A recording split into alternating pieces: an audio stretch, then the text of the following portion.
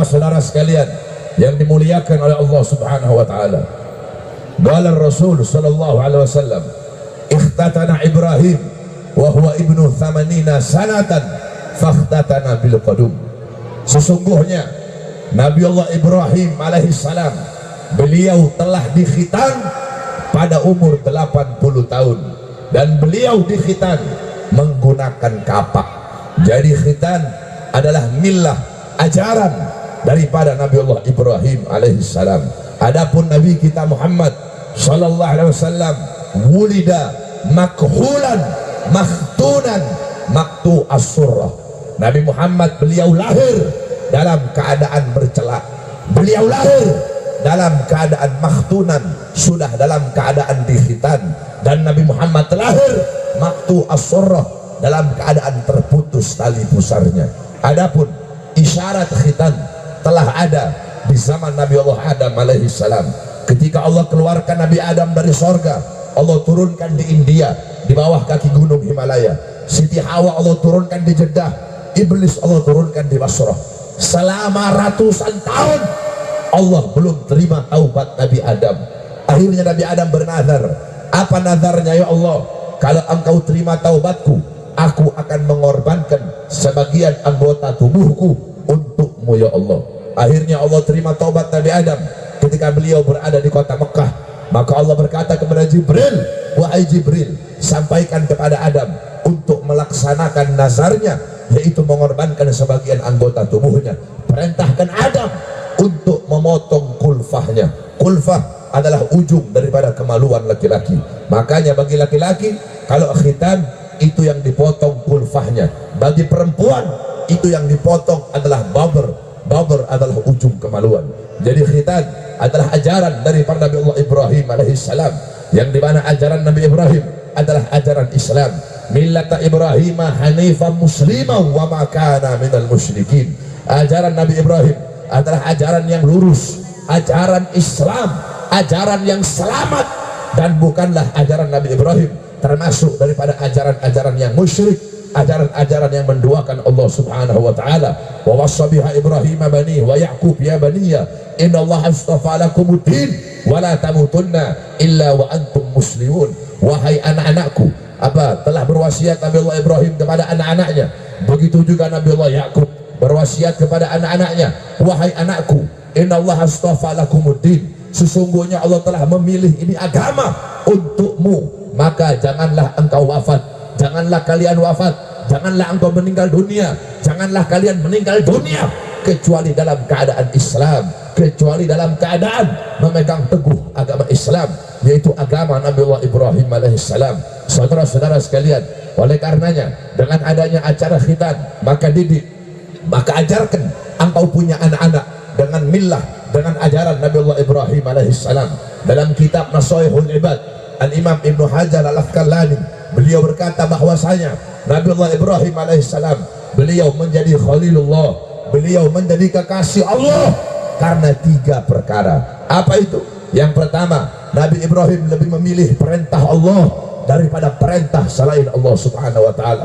Ketika Allah perintahkan Nabi Allah Ibrahim untuk menyembelih anaknya, untuk mengorbankan anaknya, Nabi Allah Ismail alaihissalam, setelah sekian lama beliau tidak memiliki anak, Allah anugerahi beliau, Allah karuniakan beliau seorang anak yang tampan, yaitu Nabi Allah Ismail. Lagi disayang-sayangnya, lagi dicinta-cintanya, lagi dimanja-manjanya itu anak. Tiba-tiba Allah perintahkan beliau untuk mengorbankan anaknya, Allah perintahkan beliau untuk menyembelih anaknya. Nabi Allah Ibrahim alaihissalam ketika beliau mendengar kabar tersebut, sami'na wa ata'na, kami dengar, kami taat. Beliau tidak membantah perintah Allah Subhanahu wa taala. Ayah mana yang tega menyembelih anaknya? Orang tua mana yang tega membunuh anaknya? Tetapi karena ini perintah dari Allah, beliau lebih taat kepada perintah Allah Subhanahu wa taala. Datang beliau kepada anaknya Ismail, wahai anakku, semalam ayah mendapatkan perintah dari Allah untuk mengorbankanmu, untuk menyembelihmu. Apa jawaban seorang anak yang soleh? Apa jawaban seorang anak yang taat kepada Allah? Wahai ayah, jikalau memang itu perintah dari Allah, jikalau memang itu perintah Tuhan, maka laksanakanlah, maka taatilah. Aku ridha, aku ikhlas. Beliau tidak menjawab, ayah saya anakmu, kenapa kau korbankan saya? Ayah saya anakmu, kenapa kau sembelih saya? Tidak. Tetapi ketika Nabi Ismail mendengar itu perintah Allah, langsung beliau taat. Dibawalah Nabi Allah Ismail di tempat penyembelihan. Ketika Nabi Ismail akan disembelih, beliau berkata, wahai ayah, sebelum engkau sembelih aku punya 3 permintaan. Yang pertama, wahai ayah, tajamkan kau punya pisau agar aku tidak merasakan sakit. Yang kedua, wahai ayah, tutup aku punya mata agar engkau tidak bisa melihat aku. Kenapa? Karena engkau melihat aku, engkau akan iba dan kasihan kepadaku. Yang ketiga, wahai ayah, tolong copot bajuku, jangan sampai nanti darah ini mengalir ke bajuku, mengenai bajuku, sehingga baju ini ketika nanti ibu lihat, ibu akan sedih ketika melihat baju yang ada bekas darahku. Akhirnya Nabi Allah Ismail dengan penuh keteguhan iman, dengan penuh kekokohan iman dan ketaatan kepada Allah, beliau letakkan mata pisau di leher anaknya. Ketika akan disembelih, tiba-tiba Allah ganti Nabi Ismail dengan seekor domba yang berasal dari sorga. Allah ingin menguji ketaatan Nabi Allah Ibrahim kepada Allah. Allah ingin menguji ketaatan dan kepatuhan Nabi Ibrahim. Akhirnya Nabi Ibrahim lulus dari ujian tersebut, sehingga Nabi Ibrahim mendapat gelar kekasih Allah Subhanahu wa ta'ala, karena beliau lebih taat kepada perintah Allah daripada perintah selain Allah. Allah gantikan Nabi Ismail dengan seekor domba yang berasal dari sorga. Makanya Sayyidina Ali bin Abi Thalib radhiyallahu anhu, ketika beliau ditanya oleh seorang pendeta, ada seorang pendeta Yahudi bertanya, wahai Ali, beritahu aku 4 makhluk yang tidak memiliki bapak dan tidak memiliki ibu, tapi 4 makhluk ini ada di muka buminya Allah Subhanahu wa ta'ala. Sayyidina Ali menjawab, makhluk yang pertama Nabi Allah Adam alaihissalam, tidak punya bapak, tidak punya ibu. Makhluk yang kedua adalah ontanya Nabi Allah Saleh alaihissalam, karena onta Nabi Saleh keluar dari bumi, gak punya bapak, gak punya ibu. Yang ketiga, ularnya Nabi Allah Musa, karena ular Nabi Musa itu dari tongkat dilempar, tiba-tiba tongkat itu menjadi ular, tidak punya bapak, tidak punya ibu. Yang keempat adalah kambing Nabi Allah Ibrahim alaihissalam. Ketika Nabi Ismail mau sembelih anaknya, tiba-tiba Allah ganti dengan seekor domba yang berasal dari sorga, yang dimana domba itu tidak punya bapak dan tidak punya ibu. Saudara-saudara, itu yang pertama. Nabi Ibrahim menjadi kekasih Allah karena lebih taat kepada perintah Allah daripada perintah selain Allah. Beda dengan kita manusia-manusia sekarang lebih memilih perintah bos, lebih memilih perintah perusahaan, lebih memilih perintah manajer daripada perintah Allah Subhanahu wa ta'ala. Kalian lebih memilih perintah makhluk daripada perintah Allah. Kalian abaikan perintah Allah di masjid-masjid kalian, di surau-surau kalian, di musalla-musalla kalian. Terdengar panggilan Allah, terdengar seruan Allah, terdengar panggilan salat, terdengar suara azan, hayya ala salat, hayya ala salat, ayo salat. Hei kamu yang berdagang, tinggalkan daganganmu. Kamu yang punya toko, tinggalkan tokomu. Kamu yang berbisnis, tinggalkan bisnismu. Ini saatnya engkau kembali kepadaku, ini saatnya engkau menyembahku. Tetapi kita abaikan panggilan Allah, kita abaikan suruhan Allah, dan lebih memilih panggilan perut, lebih memilih panggilan pangkat, lebih memilih panggilan dunia, lebih memilih panggilan bos, lebih memilih panggilan warung, lebih memilih panggilan dagangan, lebih memilih panggilan-panggilan dunia, panggilan syahwat daripada panggilan Allah Subhanahu wa ta'ala. Kita lebih rela kehilangan Allah karena harta daripada kehilangan harta karena Allah Subhanahu wa ta'ala. Lebih rela kehilangan Allah karena anak istri daripada kehilangan anak istri karena Allah. Lebih rela kehilangan Allah karena pangkat daripada kehilangan pangkat karena Allah. Lebih rela kehilangan jabatan karena Allah, lebih rela kehilangan Allah karena jabatan daripada kehilangan jabatan karena Allah Subhanahu wa ta'ala. Nabi Allah Ibrahim, beliau lebih rela kehilangan dunia dan isinya asalkan tidak kehilangan Allah Subhanahu wa ta'ala. Yang kedua, Nabi Ibrahim menjadi Khalilullah, menjadi kekasih Allah. Kenapa? Karena Nabi Ibrahim tidak pernah gelisah, tidak pernah risau, tidak pernah susah dengan segala sesuatu yang telah menjadi tanggungan Allah Subhanahu wa ta'ala. Apa itu? Rizki. Nabi Ibrahim tidak pernah gelisah dengan masalah rizki, tidak pernah risau dengan masalah rizki. Beda dengan kita. Kalau kita masih mikir besok mau makan apa, kalau nggak kerja nanti nggak makan, kalau nggak sekolah nggak dapat ijazah nanti nggak kerja, kalau nggak kerja nanti pengangguran, nanti nggak makan, nanti susah, nanti miskin. Nabi Ibrahim beliau tidak gelisah dengan segala sesuatu yang telah menjadi tanggungan Allah. Saudara-saudara, rizki adalah hak seorang hamba terhadap Allah Subhanahu wa Ta'ala. Jangankan kita, hamba-hamba yang tidak beriman kepada Allah, Allah tanggung rizkinya, apalagi kita hamba-hamba yang beriman kepada Allah. Banyak anak-anak muda sekarang ketika ditanya, kamu kenapa nggak kawin, kamu kenapa nggak nikah?